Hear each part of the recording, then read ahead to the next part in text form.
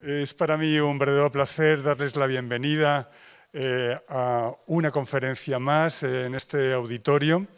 Y otra vez nos ocupamos de esta exposición que tanto hemos frecuentado a lo largo de semanas, Tornaviaje. Aún este sábado y el próximo miércoles tendremos sendas conferencias dedicadas a la exposición. Por una parte intervendrá Elena Amedio y también el profesor Jaime Cuadriello, que lo hará el próximo miércoles.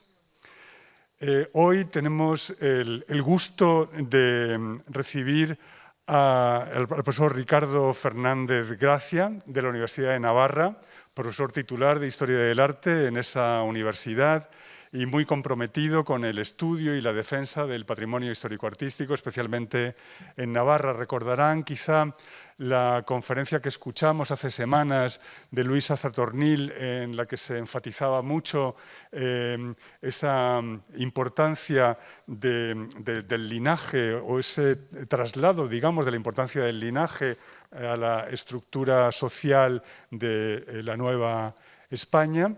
Y bueno, ahí nos presentaba, recordarán, mapas donde, digamos, la concentración del linaje puro era mucho mayor y coincidía con el norte de España, y Navarra era, por decirlo así, si me permite la expresión, un surtidor, ¿no?, de gente de linaje en el Nuevo Mundo. El profesor Fernández Gracia se ha ocupado, entre otras muchas cosas, del estudio de excelentes personalidades en este sentido, en el poder político en Nueva España, particularmente la figura del obispo virrey Juan de Palafox, a quien ha dedicado diversos estudios y todavía le ocupa con tesis e interpretaciones verdaderamente muy singulares, muy originales, y es tal conocedor de la figura de Juan de Palafox que recibió reconocimiento también como ciudadano distinguido de la ciudad de Puebla y como clavis palafoxianum del estado de Puebla en México, entre otras cosas por estos estudios. También la figura de Juan de Goyeneche, otro navarro, con enorme incidencia política en la monarquía hispánica en el siglo XVIII, es el promotor del nuevo Baztán, aquí en las cercanías de Madrid, y también con una incidencia importante en la política del Nuevo Mundo. Ha sido objeto de sus estudios y se convirtió en una exposición programada por la Academia de San Fernando hace años aquí en Madrid. Bueno, realmente la lista de méritos y de publicaciones del profesor Fernández Gracia es muy notable. Yo solo les pongo un poco sobre aviso de la importancia que tiene el estudio de digamos, la política cultural, ¿no?, en la Nueva España en sus estudios, pero también y mucho el patrimonio cultural navarro, el retablo barroco en Navarra, estudios sobre también la vida monacal, las clausuras. Ha tenido mucha importancia también su incidencia en el conocimiento de Teresa de Jesús, de la Madre Ágreda, de tanta importancia aquí por el célebre cuadro de nuestras colecciones. Y en fin, algo que le agradezco como Javier es su dedicación también al estudio de Francisco Javier. Y en fin, creo que sobra hacer el listado específico, ¿no?, de los títulos de sus publicaciones, y lo que corresponde es verdaderamente darle las gracias por estar con nosotros y regalarnos con su conocimiento en la conferencia que vamos a escuchar ahora. Muchas gracias.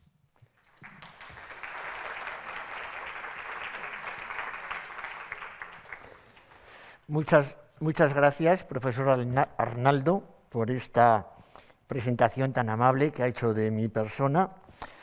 El que tiene que dar las gracias soy yo por estar aquí esta tarde en este foro, en el Museo del Prado, invitado por este gran centro cultural, recordando y dando las gracias también al comisario de la exposición, recordando a Jaime Cuadrilla, otras personas pues, que han hecho posible, sin lugar a duda, lo que todos tenemos ahí presente. Pero a mí se me ha invitado para hablar de don Juan de Palafox y su promoción artística y cultural. No va a ser esta una conferencia, diríamos, íntegramente de arte, porque voy a tratar de hacer algo un poco más extenso, a la vez más sintético, tratando de no separar a la figura, al personaje y sus circunstancias de los distintos proyectos que él mandó hacia adelante.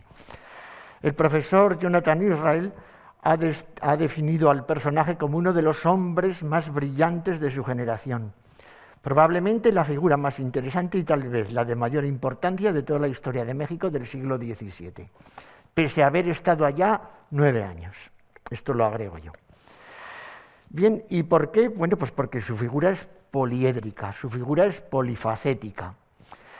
En su personalidad se dan cita el obispo, el pensador político, el virrey, el visitador de Nueva España, el reformador, el fecundo escritor, el poeta, el editor y comentarista de Santa Teresa, mecenas de las artes, de la música, protector del indio y legislador y asceta.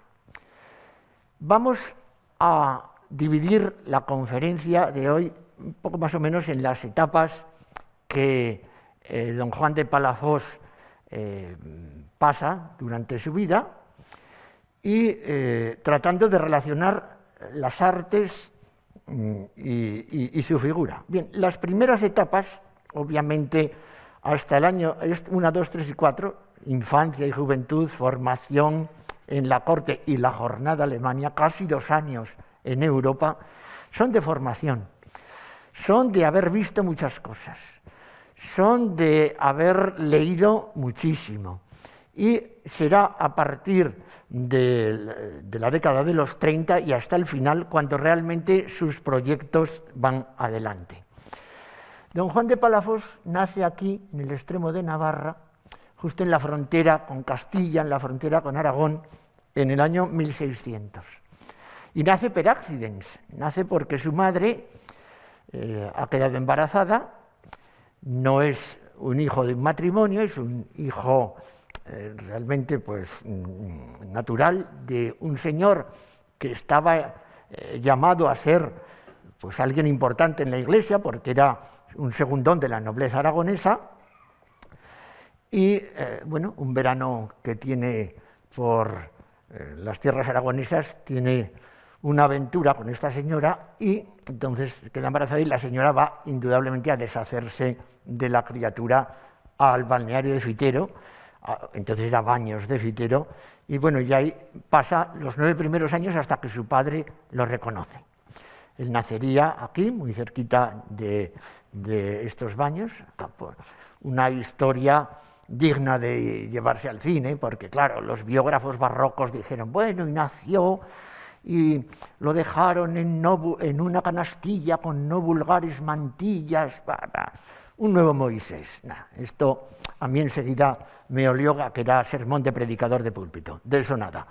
Lo cogieron y una declaración que encontré en Roma pues ya demuestra cómo lo habían dejado abandonado allá por la noche, en una noche del día de San Juan con mucho calor, con las sábanas con las que salían las gentes de la sauna en ese momento pues para que se ahogase. Bueno, el niño no se ahogó y se crió pues hasta que su padre lo reconoce en el año 1609 a la sombra del monasterio de Fitero, pero fíjense que se cría en una de estas casas que está aquí pegante al claustro y pegante a la biblioteca, y durante toda su infancia, esos años de 1600 a 1609, se están construyendo allá nada más y nada menos que estas 2 estancias, el sobreclaustro, que es una obra totalmente escurialense, y la biblioteca. La biblioteca hoy está sin libros, pero era la biblioteca, la librería mayor de toda Navarra, con un inventario que conocemos y superior incluso a la de otros monasterios cistercienses y benedictinos.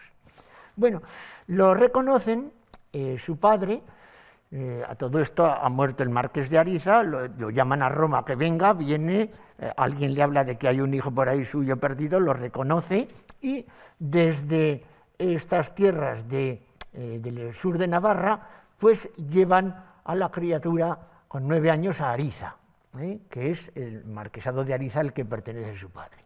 Y de Ariza lo devuelven a Tarazona a que estudie. Bueno, entonces ya los primeros datos que tenemos de su educación es del que lo tenía bajo su protección, y el padre escribe que el prepósito del seminario que tiene en Tarazona le ha certificado, es decir, le ha dicho que de cuantos muchachos han entrado en él, ninguno ha tenido de mayor entendimiento, de más buena inclinación, de mayor expectación, ni más hermoso que él. Es decir, que cuando llega a Tarazona, este hombre ha visto construir en el monasterio. En Tarazona está a la sombra del obispo don Diego de Yepes, antiguo confesor de Santa Teresa, gran protector y mecenas de las artes en Tarazona. Levanta ni más ni menos que el retablo de la catedral. Las artes no le son ajenas. Y en estos años también de juventud, de adolescencia, pues un primo de su padre está levantando nada más y nada menos que la colegiata del Santo Sepulcro de Calatayud y la está dotando con numerosos retablos, prácticamente todos igual que este, dedicados a la pasión. Es decir, que las artes son algo que está muy apegado y que él ha visto canteros al lado de su casa trabajando, él ha visto a carpinteros, él ha visto a ensambladores, ha visto a pintores. Bien, estudia en Huesca, Alcalá y Salamanca, y cuando termina los estudios pues pasa a Ariza, vuelve a los estados pues a cuidar de sus hermanastros. El padre ha casado entre tanto y la madre auténtica pues está en un convento de clausura. Está en un convento de clausura en Tarazona, luego pasa a Zaragoza. Quédense con esto. En el año 1625-26 tienen lugar las Cortes de Monzón, es llamada la Casa de Ariza a que vaya pues, como representación nobiliaria, en el brazo nobiliario, allí a participar, y allí es captado por el conde duque de Olivares. Ve sus razonamientos y dentro de esa política de la unión de armas, de atraer a la nobleza pues, para crear un gran estado, pues lo capta y es uno de los captados que llega a Madrid en esos momentos. Y justamente en ese momento muere su padre. Muere su padre y él, que se ve un poco libre porque el padre era un poco de demasiado carácter, ¿no? Era un hombre pues muy serio, diríamos, se ve libre y quiere hacer un reconocimiento a su madre. Y entonces se añade el Palafox y Mendoza. Hasta entonces nunca él se llamó Mendoza. ¿Qué es Mendoza? Mendoza es un acróstico. Es decir, por mucho que le preguntaron, siempre a un hijo natural en el siglo XVII le preguntan quién era tu madre y cómo se llamaba su madre, y si no lo preguntan por detrás o lo preguntan de una manera o de otra. Y esos hijos naturales en esa sociedad pues tienen desarrollan un gran sentido de la lealtad. Entonces esa lealtad no la perderán nunca. Bueno, pues ese Mendoza se había interpretado siempre que si era el apellido de una tatarabuela y sonaba muy bien en Castilla. No deja de estar mal la interpretación, pero a don Juan le gustan mucho los acrósticos, le gustan mucho los juegos de ingenio y agudeza. Entonces, ¿qué es Mendoza? Pues es mater, el nombre de mi madre, en latín mater es nomen, Anna Cesar Augustae Discalciatorum Ordinis. Se lee hacia adelante y hacia atrás. Anna Cesar Augustae Ordinis Discalciatorum nomen es mater, y si no al revés. El nombre de mi madre es Ana de las Carmelitas Descalzas de Zaragoza, porque para entonces ya ha ido a Zaragoza. Aquí tienen una primera firma del año 1609, recién recogido. Ya sabía leer y escribir. Él reconoce que en su infancia aprendió los rudimentos de las letras y de la fe. Después aquí tenemos una letra del año 14, la mejora un poquito. Ahí tenemos otra firma, en este caso del año 25, con el Mendoza, que añade inmediatamente, después ya tendríamos, a partir del año 29, a esa firma un poquito más rápida, añade una cruz, porque se ha hecho sacerdote, y ya pues nos quedarían las firmas de obispo de Puebla y obispo de Burgo de Osma. Estando en la corte, sirviendo en el Consejo de Guerra, va a tomar un cambio en su vida, un cambio total. Se hace sacerdote. ¿Por qué? Bueno, pues él mismo lo reconoce, porque ha leído a una persona docta, que es el cardenal Belarmino, ha leído a un converso, que es San Agustín, y ha leído a una santa que es Santa Teresa, pero en el caso de Santa Teresa él siempre se deshace diciéndole mi madre Santa Teresa de mi alma, es decir, con Santa Teresa hay algo más. Además de esto, pues como a Velázquez le dieron un beneficio en Canarias, ¿verdad?, eclesiástico, pues a él también, cuando todavía no era sacerdote, le han dado un beneficio de la tesorería de la Catedral de Tarazona. Pero él se plantea si es lógico tener ese beneficio sin ser sacerdote. Es decir, que a partir de ahora vamos a encontrarnos un hombre que supera su contexto, es decir, que piensa cosas que en aquellos momentos no las pensaban los demás y que va un poquito pues, más allá. Además de esto, su hermana se pone muy enferma y una serie de circunstancias que le llevan, pues, indudablemente al sacerdocio. Y también la visita, hoy diríamos, a dos tanatorios. La visita a dos personajes que mueren en 1628, él no dice quiénes son. Uno de los caprichos de mi ancianidad, si la divina providencia lo consiente, pues sería anotar su vida interior, en donde no da datos de ninguna, dice los hechos, pero no nombra personas. Entonces, con el estudio de su archivo, etcétera, etcétera, es posible. Bueno, en el año 29 visita el tanatorio de don Francisco de la Cueva, este es el retrato de Van der Hamen, que está en la Real Academia de la Historia, de Bellas Artes de San Fernando, perdón, y este hombre era un gran jurisconsulto de aquellos momentos, consultado por todos. Y luego también visita a don Juan Miguel, don Juan Manuel de Mendoza y Manrique, al marqués de Montes Claros, que había sido virrey de Nueva España. Entonces se hace esto, ayer pisándolo todo, hoy pisado de todos. Se va con este pensamiento y bueno, y unas cosas y otras le hacen ordenarse en el 29. Para entonces ya se ha hecho con la confianza de Felipe II, del conde duque de Olivares, y lo designan para ir en el viaje acompañando durante 21 meses, porque la corte se tuvo que detener mucho tiempo en Nápoles, porque por la declaración de la peste, etcétera, etcétera, a acompañar a la infanta María, la hermana de Felipe IV, que se va a casar con el rey de Hungría.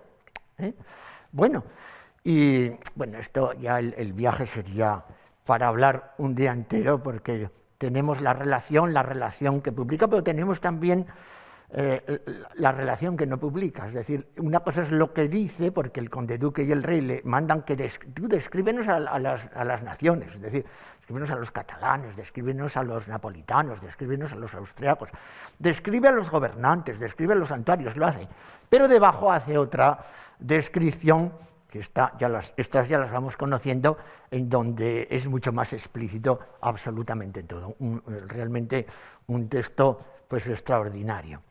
Y cuando vuelve, en una de sus obras, en esa España ya muy encerrada en sí mismo, en donde pues muy pocos artistas salieron, muy pocos, estábamos como muy cerrados en los Pirineos, él escribe esta reflexión: tengo por honesta y útil la costumbre de enviar a los hijos a ver naciones y provincias, cuando puede fiarse de su juventud este peligro, o se asegura compañía virtuosa que les asista. Son más útiles y eficaces las noticias prácticas que se cobran con la vista que las especulativas y leídas.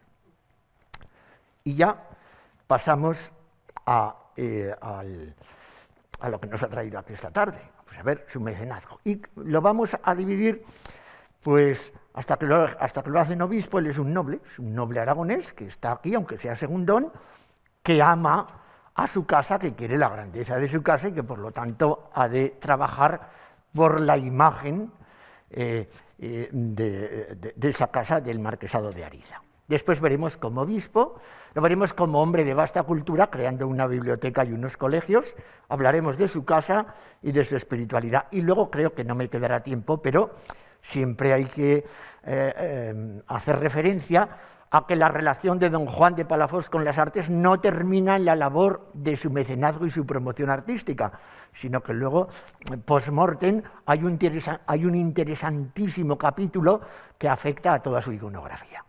Bien,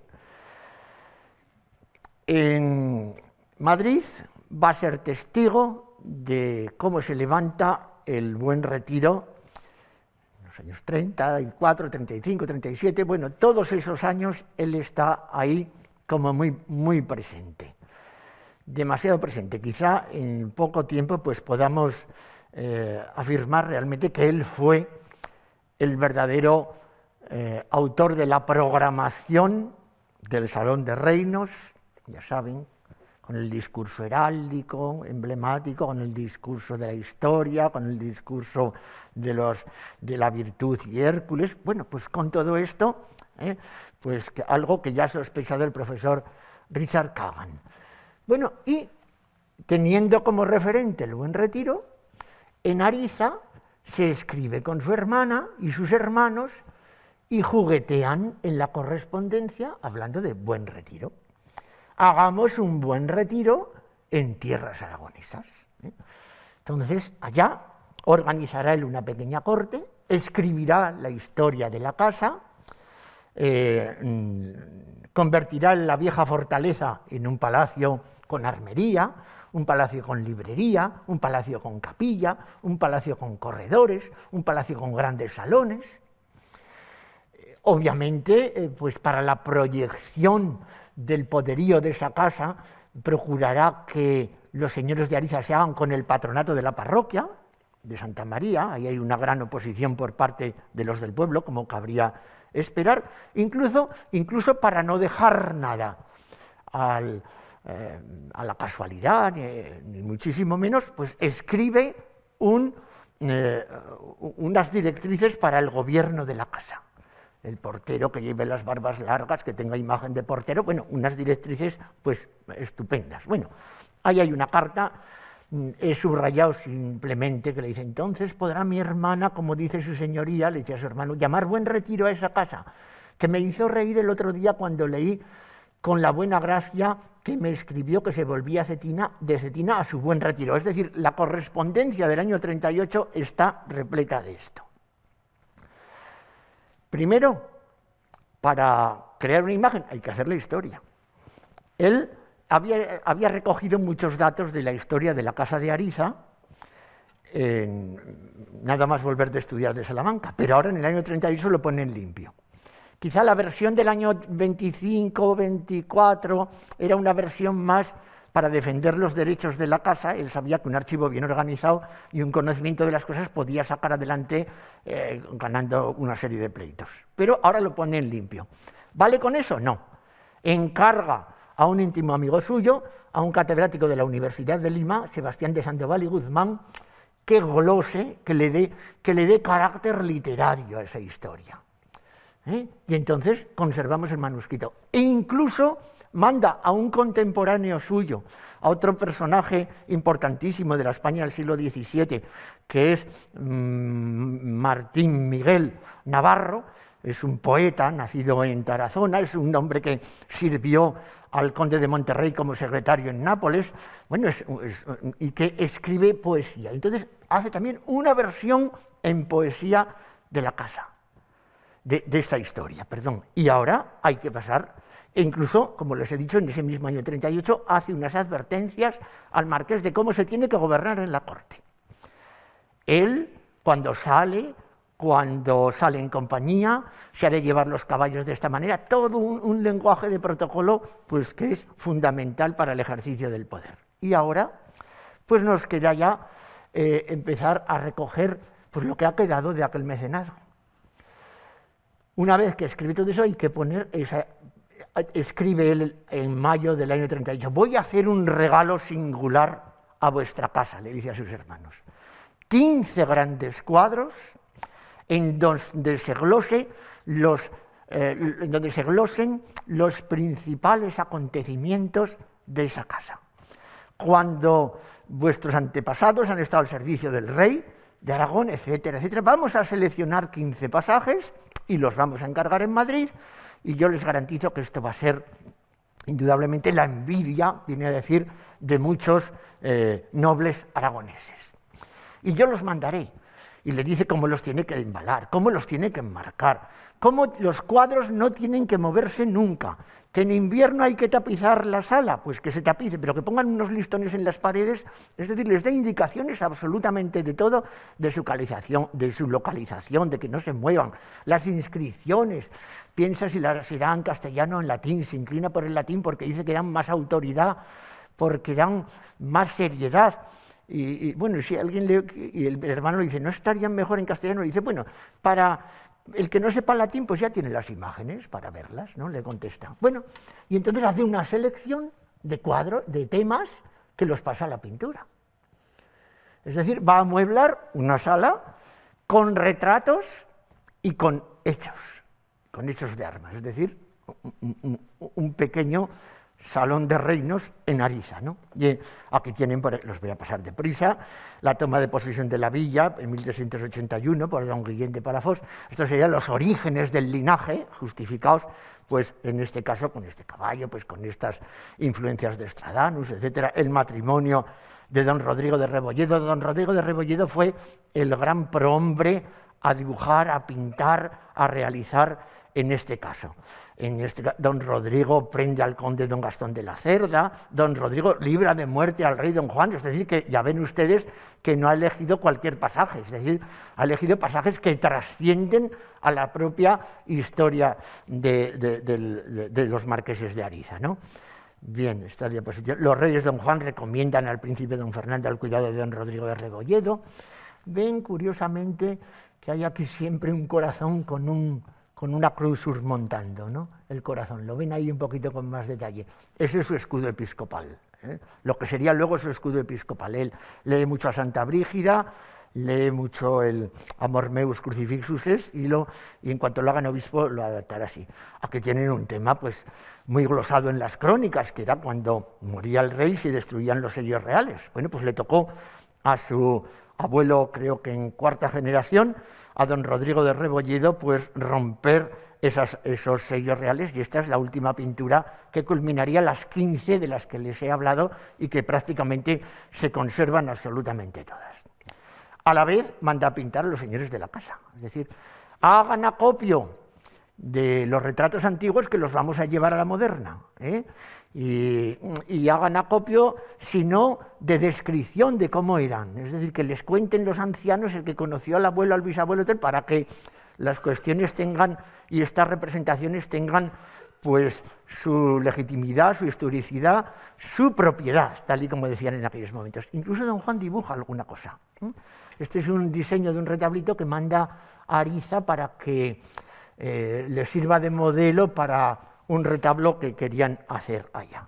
Bien, por lo tanto, esta etapa española de don Juan ha quedado marcada por ese carácter nobiliario, ese carácter de engrandecer su casa, a sus hermanos, y para que la proyección en imagen de su casa pues sea extraordinaria, a través de todas las personas que van allá.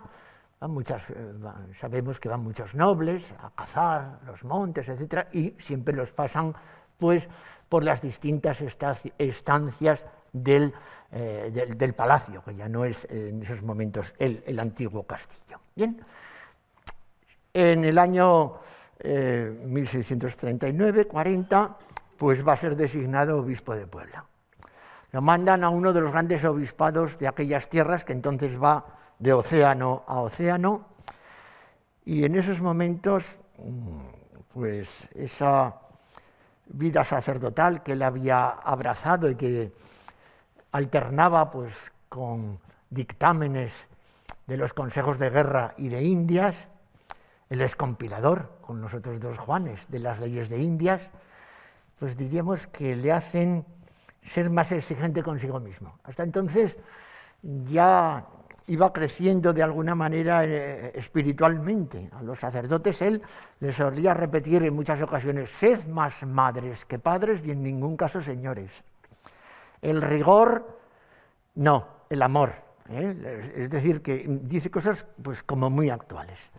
Entonces, en cuanto se va a las Indias, pues como era normal, los hermanos, los parientes, piensan que les va a seguir beneficiando y pensarían que a fortiori muchísimo más, porque claro, el dinero,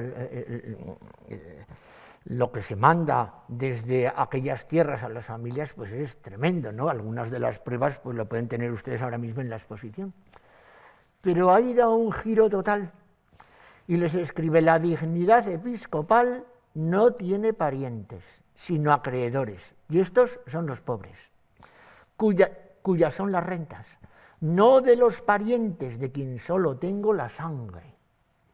Y Dios no ha de pedirme cuenta de lo que dejé de hacer para que mi sangre viviese con sobras, sino de lo que quité a los pobres para que en mis parientes sobresaliesen los excesos. El texto es, bueno, pues eso, ni de glosar, porque es que lo dice absolutamente todo, ¿no? A partir de esos momentos, pues lo que podríamos llamar promoción de las artes estará en relación con su episcopado en Puebla de los Ángeles. Y no le va a faltar trabajo, porque entre los cometidos que lleva desde Madrid para el gobierno en aquellas tierras, pues hay varios. Primero hay que vigilar la corrupción. Segundo, hay que reformar. El profesor Elliot ha llamado muchísimo la atención sobre esto, el espíritu de reformación que como hijo de Olivares pues tiene don Juan de Palafox.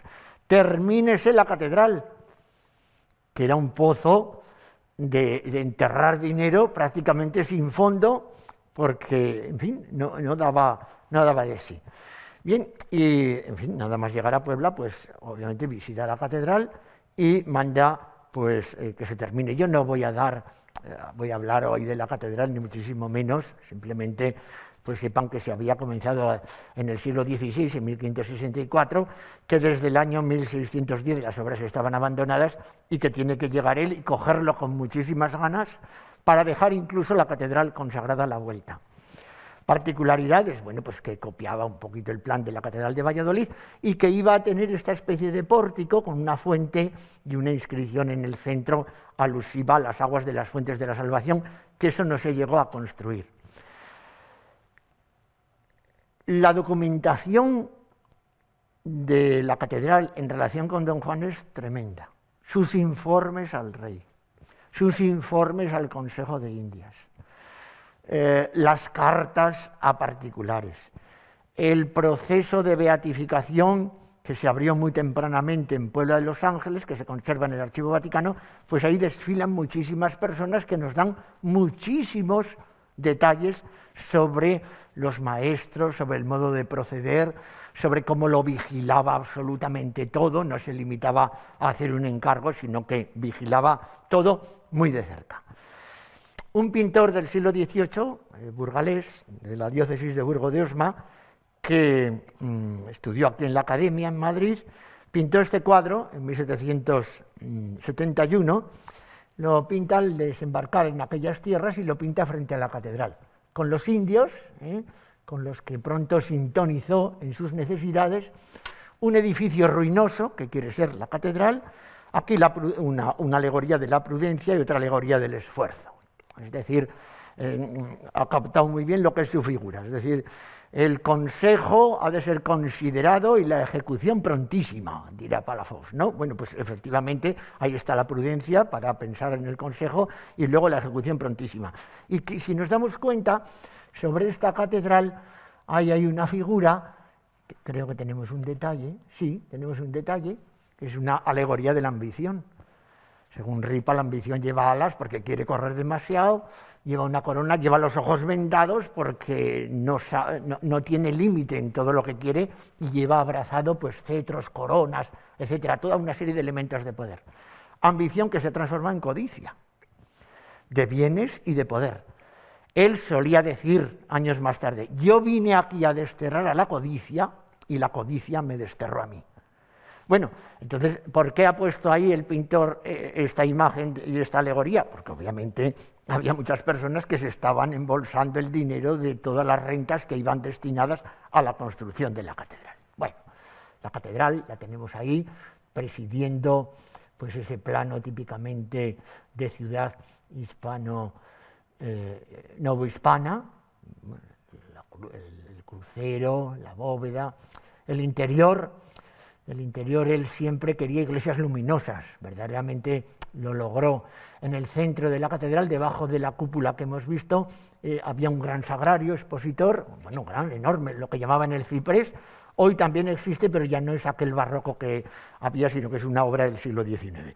Aquí hay una reconstrucción en base a una pintura y en base a unas descripciones que hizo el profesor Lorda hace algunos años. Otras vistas de la catedral, una vista del siglo XIX, y no solo la construye, sino que manda hacer ese tabernáculo para el Santísimo y sobre todo manda hacer el retablo de los Reyes, que este sí que está en la cabecera. Retablo de los Reyes porque él es patronato de los reyes de España. Obviamente la documentación habla de que incluso había habido una traza de Martínez Montañés. No es difícil que esto ocurriese porque él se llevó niños del taller de Martínez Montañés a las Indias, pero bueno, allá reformarían la traza y acabó pues con estas columnas salomónicas, pero obviamente con un plan que él diseñó. Y el plan era colocar el leitmotiv de las artes españolas del siglo XVII, que es la Inmaculada Concepción, y luego a su alrededor una serie de reyes que habían favorecido la construcción de catedrales y de templos a lo largo de la historia. Él los va a recoger y los va a poner. Por supuesto, la Inmaculada, él fue un gran animador de lo que entonces era un piadoso misterio, porque saben ustedes que dogma no fue hasta 1854. Sin embargo, él, cuando le hicieron alguna consulta sobre el tema desde la famosa Junta de la Inmaculada, él, adelantándose a los tiempos, les dijo, pero bueno, ¿para qué os empeñáis en que haya más fiesta litúrgica, para que se vaya ampliando, pues de alguna manera, el culto a la Virgen bajo el misterio de la Inmaculada Concepción? Pedid la declaración del dogma. Lo dice clarísimamente en una de sus cartas. Bueno, pues el gran cuadro de altar con la Inmaculada, uno de los lienzos que tenemos en el banco, este concretamente tiene su historia, porque no es una adoración de los pastores, sin más porque se ha introducido a él mismo disfrazado de pastor. De hecho, tenemos documentación en donde dice claramente que cuando Pedro García Ferrer, que es uno de los artistas que él se lleva desde España, se lleva a dos artistas, un flamenco y a un aragonés, para trabajar en aquellas tierras. Bueno, pues Pedro García Ferrer es el autor de este cuadro y él, contemplativo, como si fuese un pastor, pues está contemplando en esa noche buena, y tiene un paralelo porque escribe un libro que se titula El pastor de Nochebuena y es un texto como para leer acompañado de ese lienzo, el lápiz y el pincel, en una Nochebuena, por haberla consagrado con su nacimiento el Hijo de Dios y dado más luz en ella a las almas que pueden recibir del sol en el día más claro, mientras se hacía hora de ir a maitines, un devoto y religioso pastor se recogía a meditar este misterio. Ese piadoso y religioso pastor le hemos puesto cara de Palafox. Ahí tienen, quizás era uno de sus primeros retratos realizado en 1647. Al otro lado está la Adoración de los Reyes, posiblemente obra de Diego de Borgraf, un pintor que tiene su gran monografía ya, pero del que no está dicho todo, porque después de que salió del servicio de Palafox, se fue cerquita del Virreinato de Nueva España y desde allá le volvió a pedir protección y siguió teniendo muchísima relación. Algún día espero que podamos también publicarlo. Nada más acabar la catedral, obviamente encarga una relación de las fiestas. Y encarga, en este caso, dos relaciones, una en grande y otra en pequeño. Una en donde pues, tiene 80, 90 páginas, ahora no recuerdo, y la otra que tiene 8, es decir, un resumen y algo pues, mucho más denso. ¿Qué se destaca en la relación? Dictada prácticamente por él a su amigo Tamarí de Carmona y dictada, en resumen, también a su confidente Salmerón. La gran capacidad, la espacialidad, la claridad, la uniformidad del conjunto, la nobleza de los materiales, la unidad dentro de la diversidad y la necesidad de la consagración. Pero la labor de un obispo ¿termina con la catedral? No. La labor del obispo terminará en aquellos momentos o culminará con la creación de una auténtica ciudad episcopal. Y una ciudad episcopal va mucho más allá que lo que son los muros y la decoración de la catedral. Y, por ejemplo, redacta unas reglas de coro para la catedral que se editarían sucesivamente en numerosas ocasiones. Protege a los músicos. Juan Gutiérrez de Padilla pide por carta a Madrid tiples a las descalzas reales. Él había tenido, antes de ir a las Indias, un quehacer especial porque había sido nombrado por el rey para visitar las fundaciones de las descalzas reales. Él había oído sonar la música de la Real Capilla. Él había venido de Italia hablando de cómo sonaban algunos conjuntos de música. Él había estado en Montserrat y había loado muchísimo a los niños cantores. Es decir, que era también un oído pues, particular para apreciar pues, los cantos, los instrumentos, y todo eso lo quiere tener allá. Y escribe, tenemos numerosas cartas que muestran pues, todo esto que estamos diciendo aquí. Efectivamente, las reglas de coro. ¿Acabamos aquí? No, habrá que hacer una galería de retratos. Estamos en unos momentos después del Concilio de Trento en donde la figura del obispo pues, es engrandecida. Y para mostrar eso al pueblo hay que pintar los retratos. Él había visto una de las grandes galerías de retratos de obispos en una diócesis, en Tarazona. En Tarazona, cuando él era niño, y es protegido del obispo Yepes, como hemos dicho antes, allá había podido ver toda aquella galería, y entonces lo manda pintar todos estos retratos, y dicen que ordenó que pintaran a sus antecesores, tomando noticias de las personas más ancianas, que ha hecho copiar todos los retratos desde el primero y poner uno en cada uno su elogio, nacimiento, virtudes, para que se conserven en la sala del Cabildo tan dignas memorias. Es decir, sala de obispos, capilla de música, reglamento de coro, palacio episcopal, la figura del obispo y su poder, y sobre todo en unos momentos en que al obispo se le devuelven muchas atribuciones que le habían sido quitadas pues, por cabildos, por órdenes religiosas, etcétera, etcétera. Bueno, pues hay que hacer también un palacio episcopal, hay que hacer un seminario menor y hay que hacer un seminario mayor. Porque la formación de los sacerdotes es fundamental para él. Y además una formación en donde incluyen los planes de estudio el estudio de las lenguas indígenas. Bueno, ahí queda, ahí tenemos unas. Y, por si fuera poco, funda una biblioteca. Claro que se funde una biblioteca tampoco tiene nada de particular, hay muchos canónigos y obispos que han fundado bibliotecas, pero una biblioteca pública no. Y él funda una biblioteca pública con los 5.000 libros que se llevó. Al principio estoy dudando, ¿me los llevo o no me los llevo? ¿Los dejo en Ariza?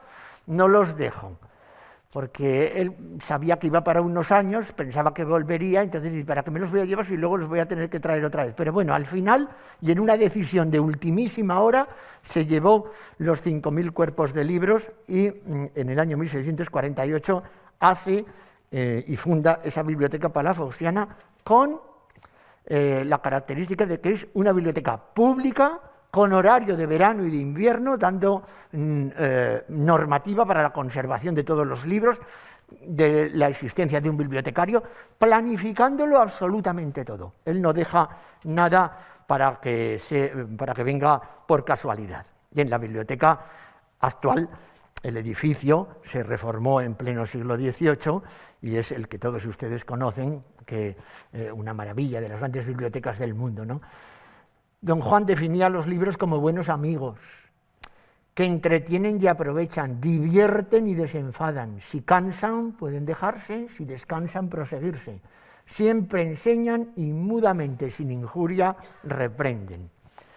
Un grabado de cuando se terminan las obras en el siglo XVIII, donde se le coloca ahí en un lugar preferente a su figura, la entrada con los escudos, su escudo episcopal y su escudo señorial, el retablo con una imagen de la Virgen de Trapani. Y cuando está en Italia se trae muchas cosas, se trae imágenes, cuando vuelve por Alemania sobre todo, pues se encuentra con algunas imágenes destrozadas por los protestantes, los trae, las restaura.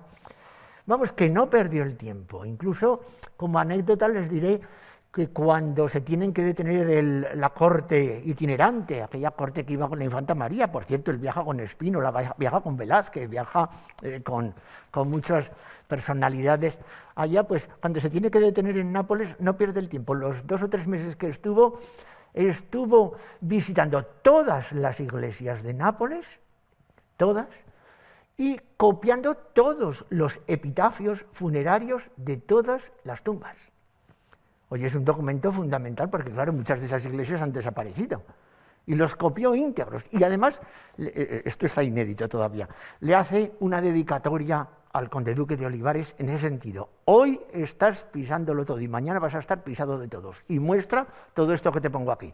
Son 8 folios pues en torno a lo que entonces se entiende como vanitas, vanidad de vanidades, etcétera, unos folios preciosos, ¿no?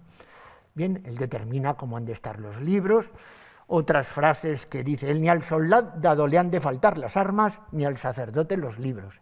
A mí me parece que el que se halla en un beneficio sin libros, se halla en una sociedad, una soledad sin consuelo, en un monte sin compañía, en un camino sin báculo, en unas tinieblas sin guía, entre muchas pasiones, sin defensor ni remedio. Miren, esta es una carta inédita, digo, voy a llevarles algo que no se haya publicado todavía. Bueno, en el año 46, él le escribe al fiscal de Granada, al menos es el nombre, es un íntimo amigo suyo, y le habla de los libros, ¿no? Le habla de esa pasión que tiene por tener libros, por leerlos, por devorarlos de alguna manera, por aprenderlos. Admito con mucho gusto el favor de los libros, que es el más gustoso y estimable. Pero no los compré, vuestra merced, hasta que yo le envíe memoria de mi librería y vea los que me faltan, que es muy copiosa y la voy formando para la librería angelopolitana pública. Esto es una carta anterior a la fundación, que es del 48, la carta es del 46. Que sea común para todos en la América y con renta para bibliotecario y teniente y para su conservación y aumento. Que ha desterrado la codicia de estas provincias los libros y toda honesta noticia de buena literatura, que lo he juzgado por necesario. Y siempre que veo que hasta el tabaco y cigarros hacen guerra a las obras de San Agustín y Séneca y las deshacen para este infame uso, veo que es verdadero el adagio antiguo latino aquilam in sequitur scarabeus. Más de 20.000 cuerpos de libros se han consumido en 12 años en estas provincias en semejantes inmundicias como estas, con que me he hallado por el bien público a ejecutar este asunto. Y así, los libros que vuestra merced gustará remitirme, que yo enviaré dinero para ello, sean de los que me faltan, y entre ellos más autores que fructifiquen, que no que deleiten, que en llenando la librería de lo útil lo adornaremos con lo suave y deleitoso, de que se haya también muy abundante como vuestra... Bueno, en fin, bueno, no sigo leyendo porque he de terminar la conferencia, pues la carta es preciosa, inédita, sobre el papel de los libros y las intenciones que tiene, porque en el año 46 todavía no ha fundado esa biblioteca gigante. Cuando vuelve, porque después de todo el poder que había tenido, pues había caído Olivares y él, en un fenómeno de escalera, pues fueron cayendo todos los suyos, pese a que le apoyaba Castrillo, pues también deja unas instrucciones en 1648, el 49, perdón, diciendo que la librería es pública, en donde los pobres y otros que no tienen noticias del libro, allí los van a encontrar, que no se vendan, que no se deshagan, que se conserven para lo público, que son muy necesarios, que son muy convenientes, que haya un bibliotecario, el horario de mañana, el horario de tarde, que la llave, quién la ha de vigilar, que se limpien, y dice cómo se han de limpiar, y que se haga memoria de los duplicados, que, bueno, etcétera. Es decir, que lo que dice es tan de sentido común que cualquier bibliotecario hoy podría coger estas normas y aplicarlas y le saldría como muy bien todo lo que haga. Bien, él entre tanto escribe. el diccionario de autoridades lo pondera ya en el siglo XVIII como gran escritor y escribe absolutamente de todo. Por escribir, escribe hasta un tratado de ortografía. Saben ustedes que los tratados de ortografía, la ortografía no preocupa prácticamente hasta el siglo XIX, ¿no? Pues él escribe un tratado de ortografía, escribe de historia, la historia de la conquista del chino por el tártaro, escribe los comentarios a las cartas de Santa Teresa. Son suyos también, la primera edición de las cartas.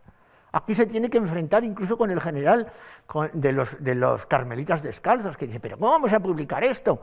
Que se nos viene abajo la figura de Santa Teresa como santa, que la estamos representando pues, como el Bernini Transverberata, ¿verdad? Pues con todo ese aparato barroco. Y aquí la santa habla, pues que si el trigo, que si el arrendador, pero ¿cómo vamos a publicar esto?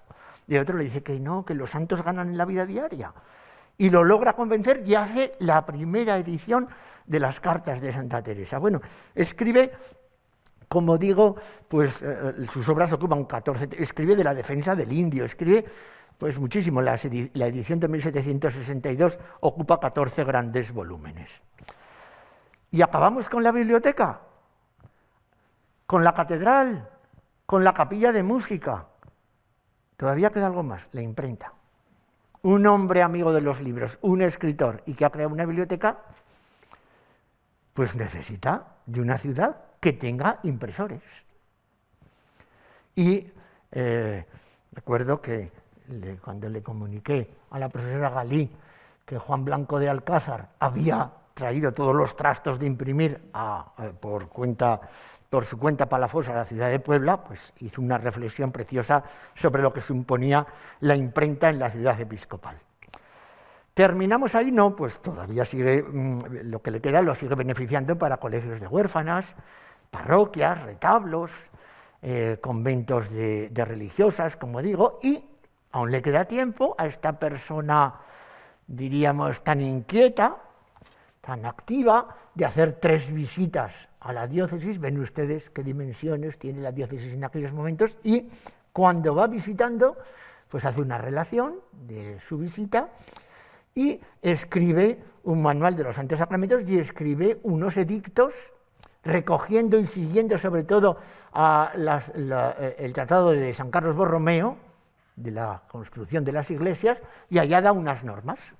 ¿Cómo deben ser las iglesias? Pues que tengan cubierta, que tengan mucha luminosidad, que tengan un altar, que no haya rejas altas, que tiene que verse lo que está ocurriendo en el altar, lo tiene que ver el pueblo. Bueno, unos edictos interesantísimos para recrear las artes en aquellos momentos. Y el último lugar en donde dejó la obra sin terminar, pero que desde España mandó dinero, fue para el santuario de San Miguel del Milagro. En medio de todo esto que les estoy contando, pues su vida no carecía de problemas. Es decir, tuvo que secularizar todas aquellas parroquias que llevaban los frailes en aquellos momentos. Y claro, esto le trajo problemas de todos los colores. Y entonces, en su defensa dice, porque los que afrentan el hábito de San Francisco son los que manejan el dinero siendo religiosos, los que tienen escritorios de ébano y carey en sus celdas, los que están paseando al tiempo que los indios están cantando en el coro, los que delegan los actos de humildad a los miserables indios y no la profesaron, los que contribuyen a sus superiores la plaza y sudor de los indios, bueno, etc. Y le toca poner mucho orden en la administración.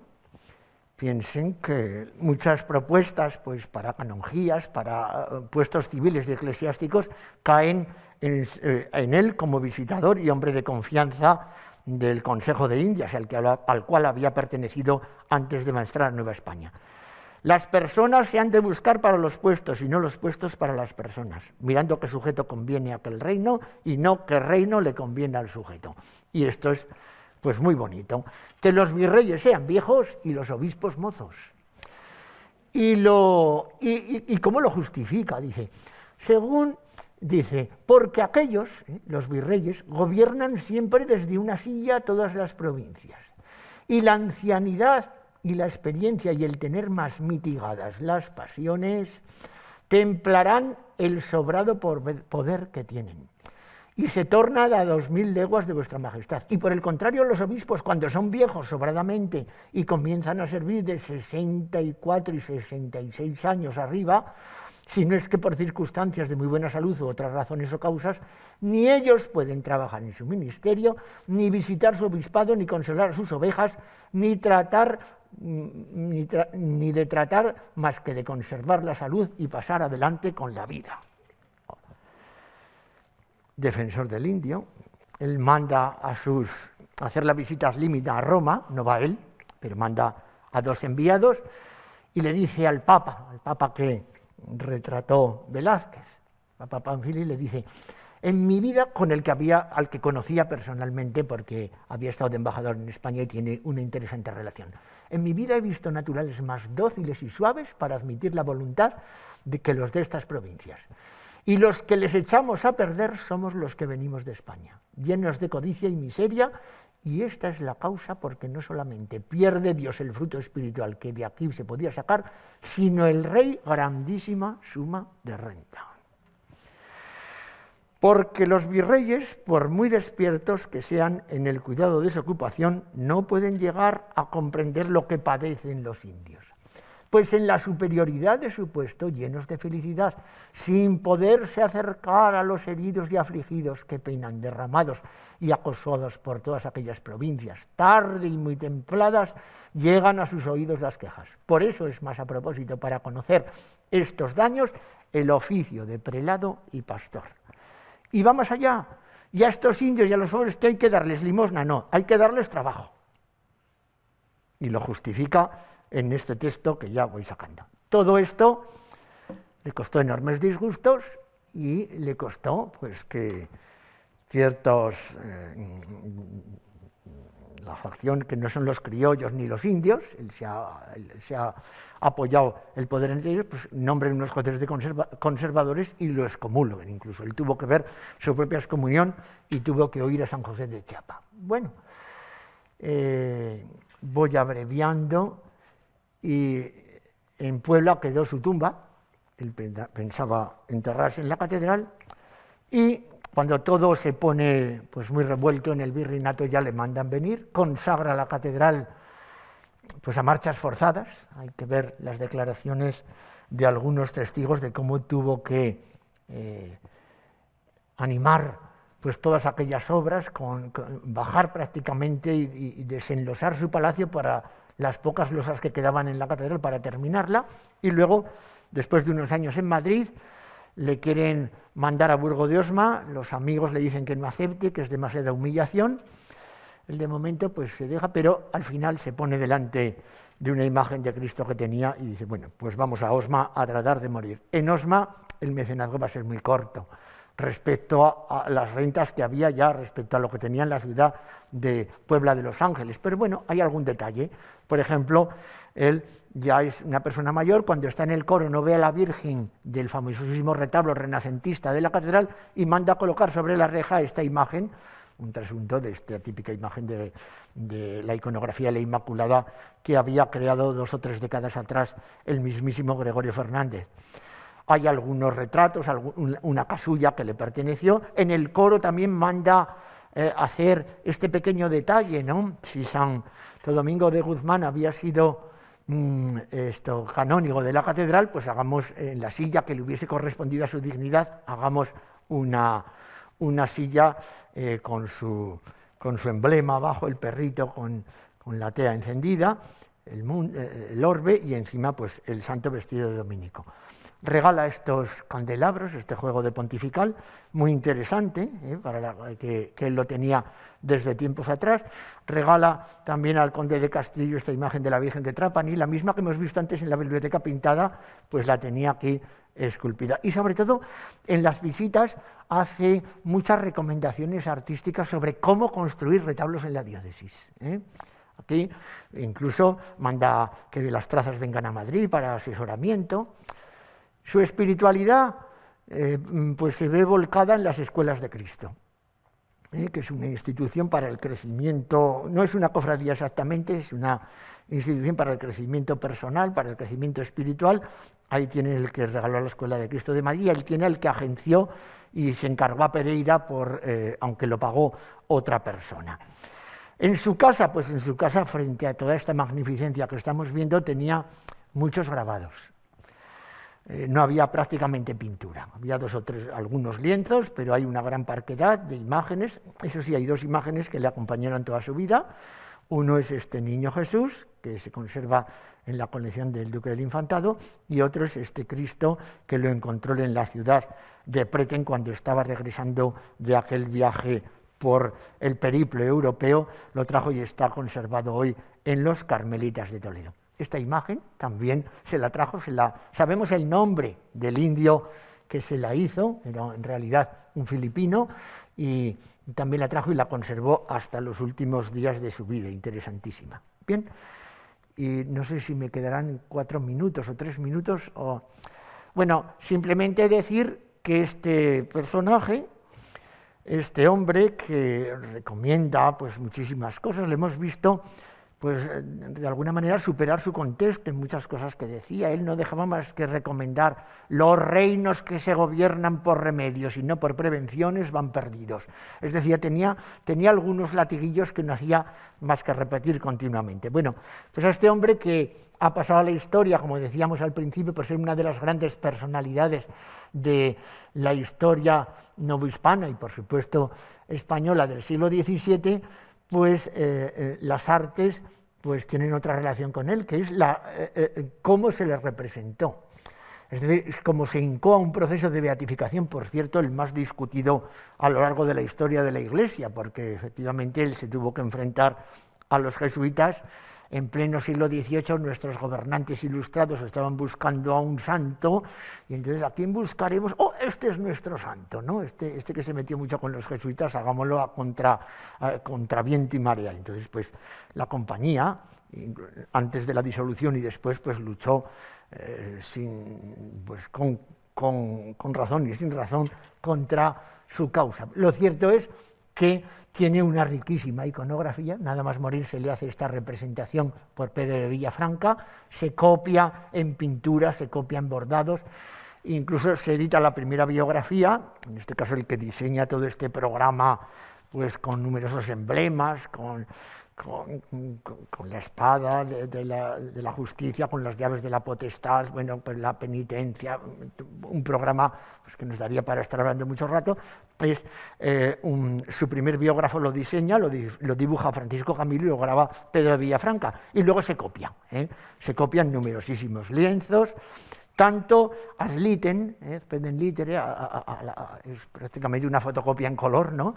Pero también se copia pues, con mayor libertad. En este caso las Carmelitas de Ayacucho tienen todos los elementos que había dispuesto el biógrafo González de Rosende, que había dibujado Francisco Camilo y que había grabado Pedro de Villafranca, pero dispersos a lo largo de la composición.